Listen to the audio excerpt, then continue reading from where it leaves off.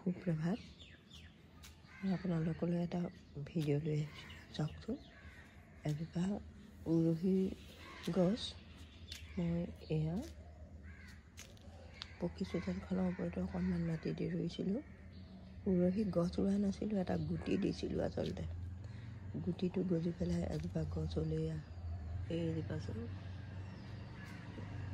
গছজোপা বগাই গৈ এখন হেন্দালিত আকৌ ভালদৰে বগাবলৈ মই প্লাষ্টিকেৰে এখন হেন্দালি তৈয়াৰ কৰি দিছিলোঁ।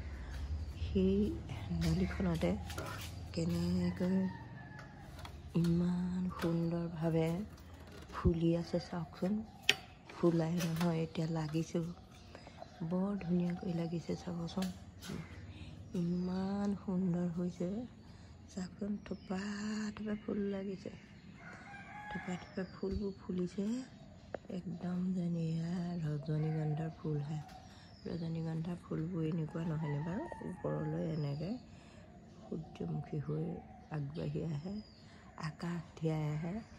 এয়া চাওকচোন, ইমান ধুনীয়াকৈ, ইমান ঘনকৈ গাঢ় সেউজীয়া হৈ পৰিছে। বৰ ভাল লাগে জানেনে? এয়া লাগিছে সেইবিলাক লাগিছে, সেইবিলাক বৰ ধুনীয়া লাগিছে জানেনে? ইমান ধুনীয়া হৈছে এইটো সঁচনো খাবলৈ বৰ ধুনীয়া। এতিয়ালৈকে খোৱা নাই, খাম আৰু। এয়া ওচৰ চুবুৰীয়াকো ভাগ বিতৰা কৰি দিব লাগিব। বৰ ধুনীয়া লাগিছে।